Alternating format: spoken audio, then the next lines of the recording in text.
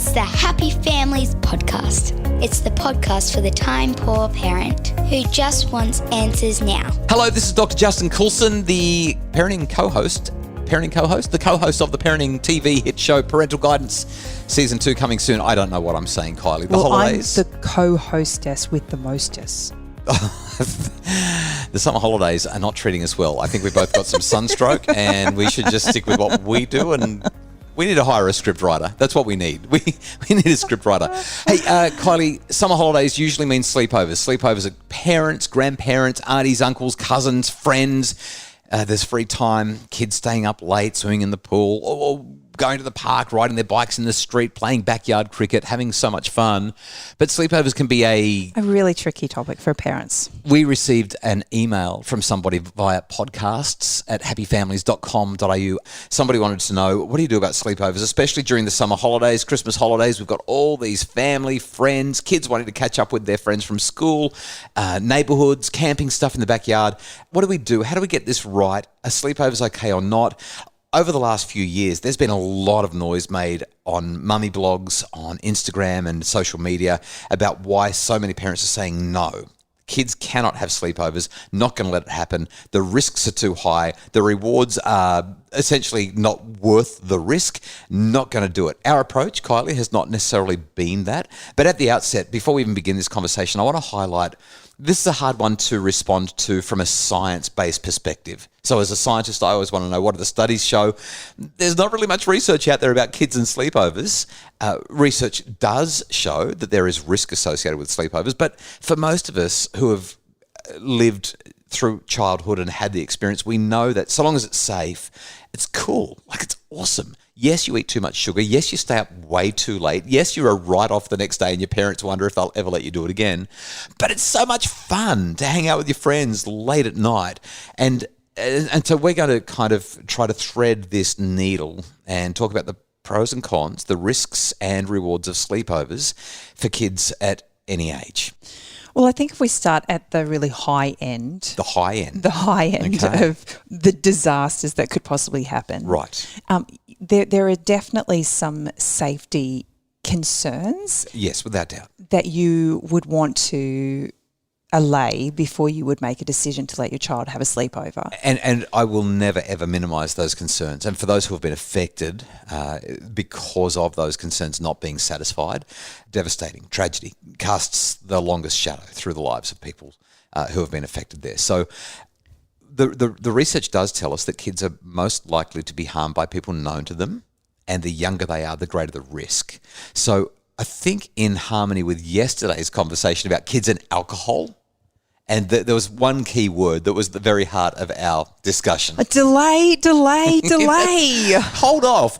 And I think that there's some real wisdom there when it comes to kids and sleepovers, especially sleepovers with friends. Now, if you've got family members that you know are safe, whether it's grandma and grandpa or the auntie and uncle because they're going to catch up with their cousins, you obviously assess that as you need to, and you want to make sure that there's appropriate mixes of, or a lack of a mix perhaps, of genders. You want to make sure that there's appropriate supervision, appropriate sleeping arrangements.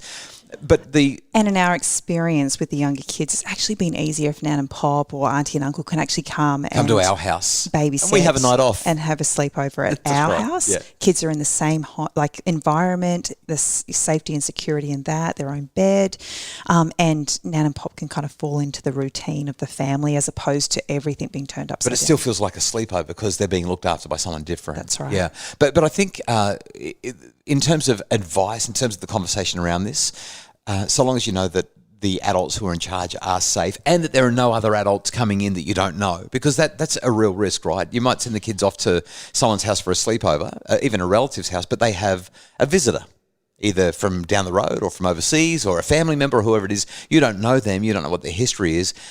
We want to make sure that our kids are safe at all times. We need to know who's going to be there. And that also raises questions with young kids, even with family. Should there be a bedtime?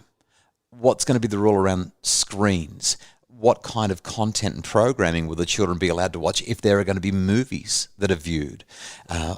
We've had our kids invited to sleepovers from the age of 6 or 7 with school parties, and our general response has been, you know what, we'll just pick them up at 9 o'clock or 10 o'clock. Once it's late and they feel like they've had a great time, we'll pick them up and we'll drop them back the next morning. And obviously at that age, a 9 o'clock or 10 o'clock bedtime is way beyond what we would normally allow. So it kind of, we're meeting them halfway. We're saying, no, we're not really, comfortable with you having the sleepover, but you can have a late night. You can spend time with your friends, stay up late, eat your chocolate and ice cream sundaes or whatever it is you're going to do. But we're going to have you home. Yeah. So I think the advice that we're sharing here is really helpful for kids. I'm going to say under about the age of 10, maybe even 11 or 12. It just depends on you and your family. When it comes to family, grandparents, aunties, uncles, cousins, you want to know where they're going to be sleeping, how they're going to be safe, what programming, if any, and screens they're going to have access to. And essentially, you're looking after it from a family point of view by having those conversations with your parents or your siblings who are looking after them so they can have time with their cousins.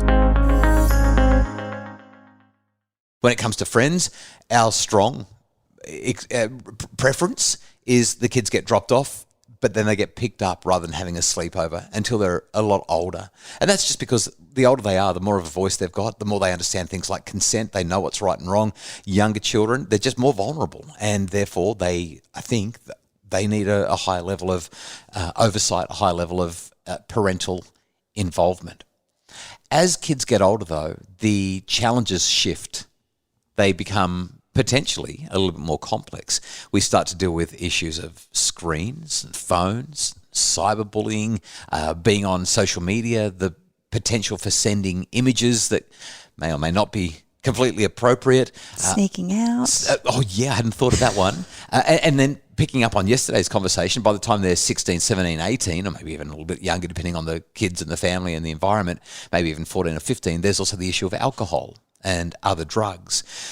So I think at this point... And you've talked about all the big things, but the reality is when you get a bunch of kids together and there's a lot of sugar and a lack of sleep, you've also just got the emotional, relational challenges that come with everybody being together. Yeah, kids can kind of get nasty, can't they? Well, yeah. When you get that angry. You know what else they do? They do really dumb things. Now, this is kind of harmless, but I remember at one sleepover at my house. So my mum used to go shopping and she would buy stuff in bulk. I guess it's kind of a little bit like, what's the name of like Costco, you know how you can buy stuff in bulk. So mum would go shopping and we had a sleepover one night. I reckon it was about 11 o'clock at night. We were all still awake and one of the guys was like, oh, I'm really hungry. So we opened up the pantry and in our house we actually had like a walk-in pantry. It was quite sizable. I don't know how this happened, but one of the guys saw a 2-litre bottle of chocolate topping. 2 litres of chocolate topping on one of the shelves. His name was Aaron, and Aaron's like, oh, chocolate topping, we should do a milkshake. And somehow one of the guys said, hey, I dare you to drink the chocolate topping. And we all said we'd pay him $5 if he could drink the chocolate topping. So he tried to drink 2 litres. That is disgusting. He just literally put the bottle to his mouth and started sculling this chocolate topping, like Cotty's thick and rich. I cannot imagine how much sugar went into his. I reckon he drank about 1 litre of it. Just pure. I'm assuming it didn't stay down for long. He kept it in, but what? Yeah. But every time he burped, the whole room just smelled like chocolate. It was disgusting. It was so bad. So there's also just the dumb things. I mean, I don't know if I should say. Well, I was the victim of a peanut butter face. Oh, really? Yes, of course. At one of my sleepovers. So I was fun. always the one to fall asleep before everybody else. And we used to do the shaving cream. Put the shaving cream on their face, and then tickle them, and they'd slap their face and put shaving cream everywhere. I don't know if you did that one. So someone painted your face with peanut butter. They did. That's brilliant. They did. Stuck my hand in water, hoping that I'd wet my bed. Right. We did nudie runs. That's a boy thing. Skinny dipping. Yeah. So there's all those kinds of things as well. And in the age of social media and telephones and cameras everywhere, some of those things which we would look back to the 1970s, 1980s, 1990s as harmless fun, in 2022, 2023, not quite so harmless, could actually get you in a whole lot of trouble because the world's changed and there are cameras everywhere. So I think, while we want to delay sleepovers, we need to highlight that there are risks. And really, what this comes down to is talk to your kids. Just say, I know you want to have the sleepover. I know it's going to be really fun. But what are you going to do to stay safe? What are you going to do if the boys or the girls or whoever it is that you're hanging out with start looking at imagery that is explicit and vulgar and coarse and inappropriate? How are you going to deal with that? Or what happens if someone wants to play truth or dare and you find yourself in a situation where you're feeling pressured to behave in ways that are inconsistent with what we've taught you? Having those conversations, I guess giving them a dry run before they get there, can be super important for keeping them safe and actually facilitating their ability to have a good time.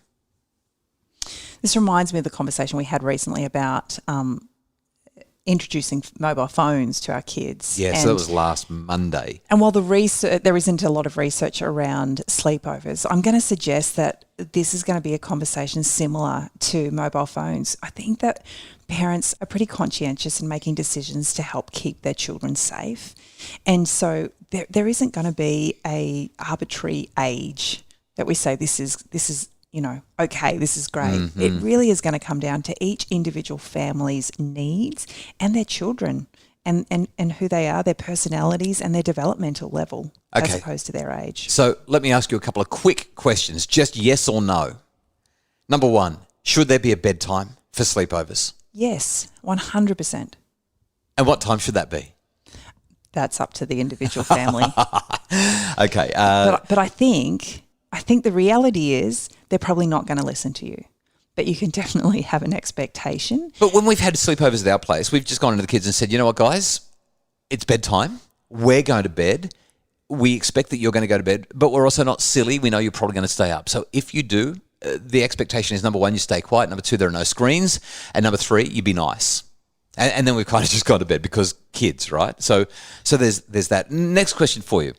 If you're dropping your kids off to a friend's place for a sleep, should you talk to other parents about your values, your expectations around the sleepover?